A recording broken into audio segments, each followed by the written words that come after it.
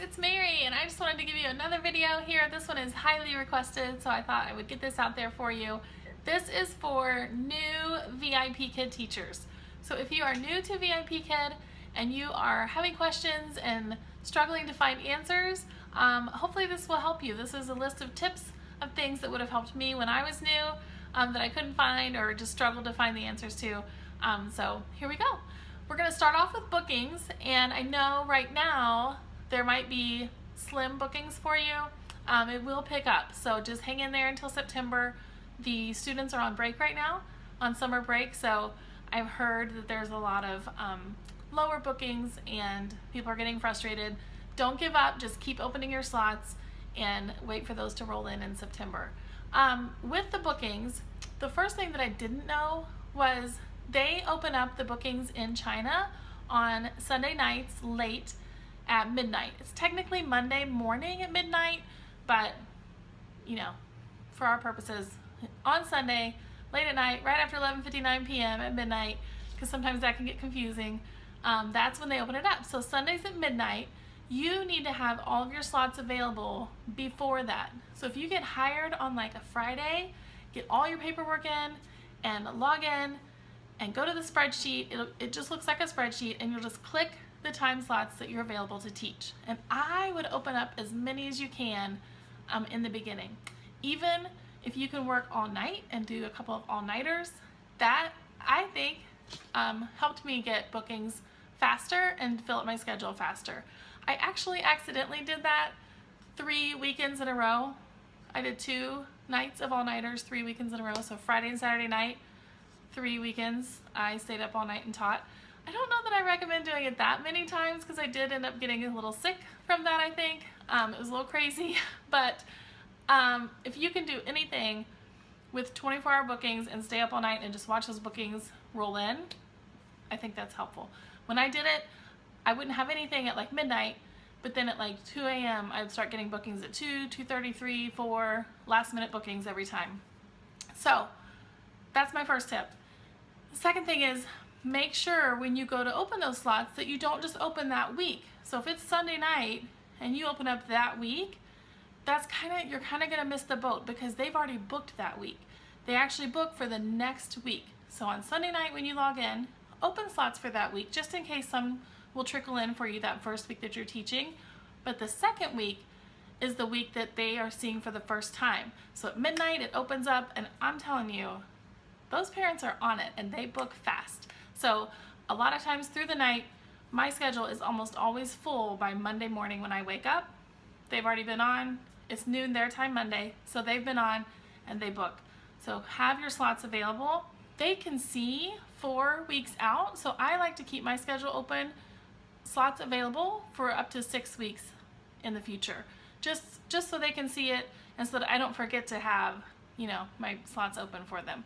So go ahead and just open your slots, and you can, if you have a girls' night out or guys' night out, don't open an evening, keep it empty. If you're going on vacation or going to be gone for the weekend, you can plan all of that on your slots, just don't open those. But when I say open your slots, just click, you'll see the time come up, it'll turn white, and that means it's open for booking.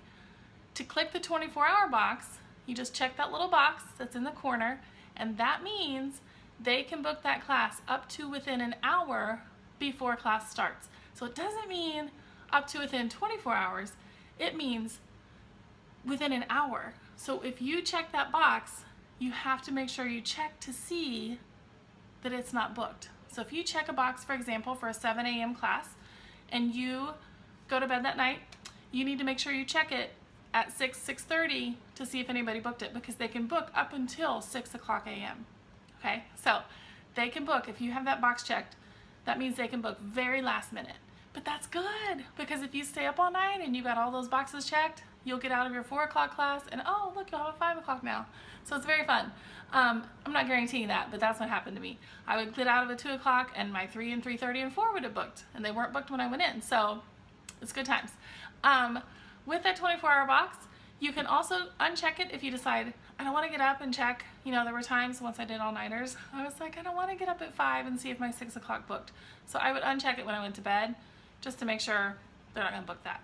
I do recommend opening as much as you can in the peak time zone, peak is the dark red, the peak is a peachish color, and then white means low probability of getting booked. If you can teach in the peak time and open those slots, especially with 24-hour bookings in the beginning, you'll have a higher chance of getting booked. Those peak times are when it's the hottest time for people to book classes. So watch that. Whatever time zone you're in, it varies obviously per time zone. So just watch that and see if you can make that work. Now, when you do this and you first start out getting classes, most likely you will get a lot of trial classes, and they will be marked TC in your back office when you log in on the computer. I call it the back office, I don't know. And then it'll be marked trial class on the app. Major courses are marked MC or major course on the app. If it's a trial class, just beware that they do tend to cancel. You will have some no-shows there, and it's normal. It doesn't mean they, don't like you or they saw your video and they didn't like it. It just means they didn't really pay for that class. It's a free trial. They're not 100% committed, so they tend to cancel. That's my opinion. They tend to cancel more often. I mean, really, like 50% of my trial classes get canceled last minute, and then that's a no-show. And you still get paid for that, so that's fun. You get paid half for trial no-shows, and you get paid full price for the major course no-shows. Now, with the trials, you do have to wait 15 minutes before you leave. With the major course, you have to wait 25. However, keep your phone beside your computer and refresh your booking tab on your phone, because very, very often, I would say like 90% of the time, they will mark it as a no-show after like 5 minutes of waiting. So if that student's not going to come, they'll go ahead and mark that as a no-show for you. You'll know because it'll turn gray and it'll say finished. So if it says that, that means you can leave. You don't have to wait 15 or 25 minutes. If it doesn't turn gray and it doesn't say finished, you need to keep waiting. So I just refresh that on my screen, wait for the student. As soon as it says finished, I exit the classroom. And if it's a no-show, you don't have to leave feedback. The other fun thing is sometimes students will be a no-show before you even log into class. So you'll go, like tonight, I had a 9, a 9:30, 10, 10:30, 11, on and on.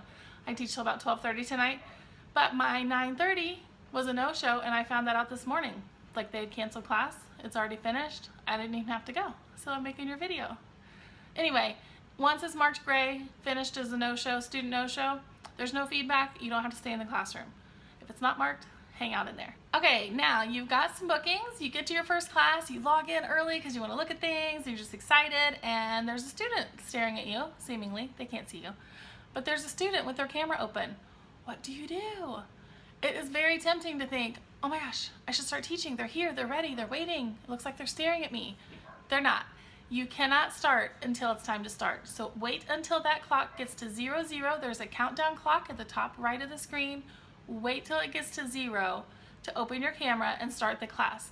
The firemen have been known to get on to people for starting early. They don't want you to start early. VIPKID doesn't want you to start early. You need to start on time and end on time. There's even a bonus if you do that. So be sure, even if they're there, that you don't start class early. Don't open your camera, don't say anything. Sometimes with my regulars now, when it gets to like 1 minute left, I'll do a little tic-tac-toe with them or something, but those are students that I know, so don't do that with the students that are waiting for you. A lot of times the trial students are just trying to figure everything out on their computer, so they're just there, they logged in early, made sure everything's set and ready to go. Sometimes my regular students even are just waiting, staring at the camera for like 15 minutes. I'm like, honey, get up and stretch. I don't say that. But anyway, don't stress out if they're already there. So you need to start on time. I literally open my camera as soon as it hits 0.00 seconds and turn on my mic and say hello. Then, when you're ending, you also want to end on time. Do not end early. You can go over. I almost always teach 25.5 to 26 minutes with my goodbye song. So it's okay to go over, but you don't want to end early. And when you're going through the slides, if you're noticing that your clock is running out, you need to pace yourself. Make sure you see every slide. Make sure you teach something from every slide, so you don't want to skip a full slide. If it has 4 comprehension questions and you only have time for 3, that's okay. But try to get all the content in. Definitely get all the slides in. And then when you get to the goodbye slide, a lot of people ask, how do you exit the classroom? Like, how do you do that?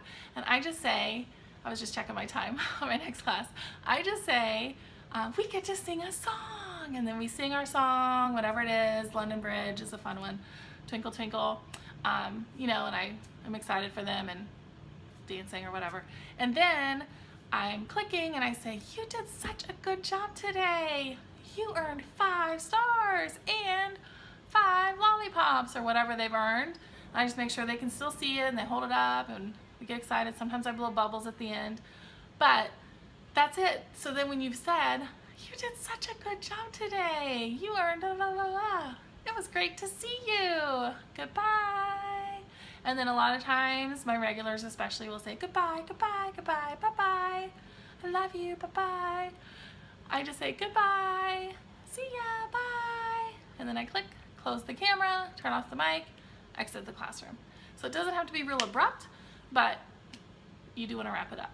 They don't really like it if you open the camera first. So even if it's time to start class, I have this one student in particular who, she just doesn't like to open her camera. I don't know why. And I'll turn on my mic and I'll say, hello. We'll call her JC. Hello, JC. Turn on your camera. And she'll say, okay, teacher. And then she turns it on and then I turn it on. But people have gotten bad feedback for turning theirs on first. So just remind them to turn on their camera. Sometimes I say, I can't see you in the mic. And they'll say, oh, sorry. And then they turn it on. But definitely just give them a minute. Let them turn on their camera. Now, if there's a problem, then contact the fireman. But otherwise, have them turn it on first. I smile literally nonstop. I know it helps me get trial students to book, to sign up for VIPKID, but I'm just always smiling. And not in a freaky way, although sometimes some students are like, back to me, but I just keep my smile on. Like, yeah, you're doing good, or I'm listening, or I'm talking, or whatever. So smile. A smile goes a long way. And with that, you also don't want to yawn. And you will yawn. Oh yeah, they'll be yawning, so you'll yawn because you'll see them yawn and then you won't be able to hold it in. So what I do is I just smile through the yawn. And sometimes it starts to look real creepy like this. Like I'm just really holding it in. But don't let them see you yawn. They don't like that. So that's another tip to get good feedback, is to smile a lot and don't yawn, even if they do. If you are really having to open your mouth wide for a yawn, then be like, yes, good job, and talk through the yawn that way. That's my tip for yawning. On with more tips for trial classes. If you have another trial student and they just can't seem to understand you, or they're not sure how to repeat or how to circle, when you say, can you circle, and they just can't, this isn't something that you just stay on those slides for endless amounts of time. It is hard because you want to see them do it, but you've got to get through all of the slides.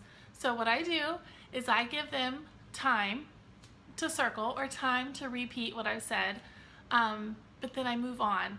So there is a point where you do just have to move on.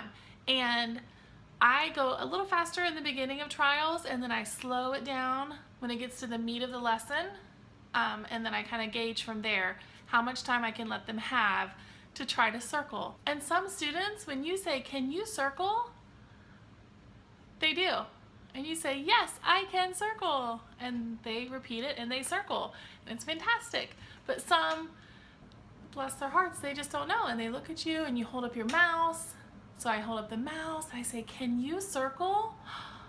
Can you circle? And I'll circle with the mouse or their finger if they're using the iPad. Can you circle?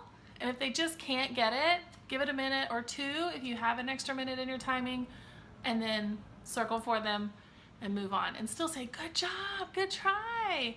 And then the next one, if they have to circle something, which in that trial class they do, then you circle. And the whole time I'm circling those, I'm saying, can you circle the whatever it is? And then I circle it. And eventually, sometimes they catch on by the second or third slide.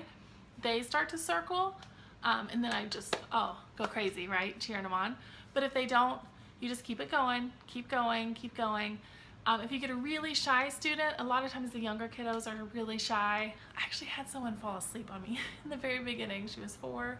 I don't know what I did. She came late, and she literally was like out. No matter what, I was like making all kinds of noises, and she fell asleep. So some of the little ones are just young. They're little. It is a long time for them to sit for 25 minutes. If you feel like they're shy or scared and they're not gonna sing and they're not gonna repeat, just keep smiling and encouraging. If they say anything, go crazy. Good job. Very excited for them. So you just keep moving though, even if they're not repeating. I have a little one that she's really quiet. She's one of my favorite regulars, but she's very quiet and shy. But if she says something, even if it's a whisper, I'm so excited for her. Good job. We give stars, we give high fives, whatever, bubbles. She gets it all for any participation because I want her to participate and have fun. But if she stops, she shuts down, stops participating for a moment or two, I just keep moving. We just keep going through it. So you still need to get through the slides. Even with the trial lessons, don't skip slides and don't finish early. So just keep going, keep watching that clock, keep watching your timing. The other thing with trials that can be confusing but is actually easier than it looks is the part where it says, oh, by the way, if this isn't what level they should be on, then go ahead and switch the slides, right? That is a little freaky when you're first starting and you're like, I've prepared for this lesson, how can I switch the slides? But the key is these lessons are very similar. So once you have your core props and go-tos, you'll be good to go even if you have to switch the lesson. So if they are way ahead or way below the lesson that they've been assigned, go ahead and switch like right in the middle of the lesson. You can just click documents, click to switch, and then go to skip ahead to the next slide until you get to the point like slide 6 or 7. And then just start from there and just pretend, you know, nothing happened. You're good. You'll know pretty quick if that is going to be the case. And so they won't know. Mine have never noticed when I did that, or they've never said anything. So it's not as hard as it looks. Just go ahead and do it. You'll get used to it. So if they are way behind or way ahead, switch it out to the next one, the next level. Become familiar with the levels and make sure you know what they're on right there, so that you can go ahead or below if you need to. Now with that, if they're just barely ahead or barely behind, then I extend the lesson for the ones that are ahead, then I'll extend it a little, have them say a little more or fuller sentences. If they're behind, then I slow it down a little. So I don't switch every kid, right? Because they're not all gonna be exactly on the level they're entered on. This is if it's, you know, clearly off the level that they're on. Another question that I get asked a lot about, I actually made a quick video the other day when I didn't have time to make this full video just for this, is transitions. And when you are transitioning between slides, it doesn't have to be anything fancy. In fact, it should be simple. It shouldn't include a lot of language. You shouldn't be saying, now we're going to go ahead and move to the ABCs. Let's go do that. No, don't use all those words. I just say, I don't even say anything besides, good job, and I click and we go to the next slide. Or I'll say, yes, you got it, click, and the next slide is there. I don't ever announce that the next slide is coming. I don't ever say, we're moving on. I just encourage them somehow. It's often when I give a reward as well. That's when I give them, is in between slides. And I just click, so the next slide is there, already loaded for me to keep going. And then I just teach the slide. With these slides, don't overthink them. Let the slide do the teaching. Just go through the slide. If you're ever unsure of what to say or how much to say, just say what's on the slide and work through the slide. Especially with the older lessons, there's some tricky stuff when you get into the grammar or the math, but just do the slide. Just do the examples, demonstrate it, go through it with the student or have them do it, and you'll be good to go. I am going to make a separate video for unit assessments, but if you have a unit assessment and you're panicking, don't panic. It's just like the other lessons, except that you're not modeling it. The student, this is where you get to see what they know how to do. So if you have a UA in your lesson lineup, I had one of my first lessons was a unit assessment, and I didn't even know that it was a unit assessment until I logged in and saw that it was different. And yeah, I hadn't prepped very well for that class.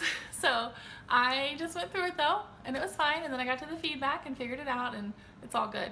But the feedback is a little different. You do need to pay attention to what they get right and what they get wrong. Thankfully, it was my only assessment of the day, so I totally knew how it had gone. But keep track of that, especially if you have several back to back. I keep a little note. I used to write every question down, not question, but like numbers, and then I would mark if they got it right or wrong.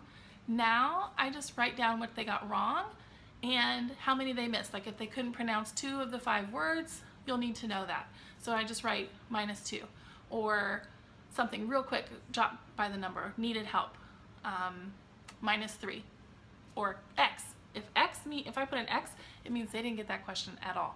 So you will keep track of that. However, whatever system works best for you is fine, but you do need to jot down how they do on the assessment. Then when you get to the feedback, I leave very similar feedback to what I leave for my students, which I will talk about. And then you'll have each question where you have to mark how well they did. So the feedback, I will make another video for this as well that's more detailed for the assessments and the feedback. But in feedback, you've got to keep it simple. I know, shocking that Mary would say keep it simple, but really for the translation, it doesn't work. If you make it really wordy or long sentences or long paragraphs, here's what I do, just short and sweet. I list what they earned, I list what they learned, I compliment them, how good they are, and then I thank them. That's it.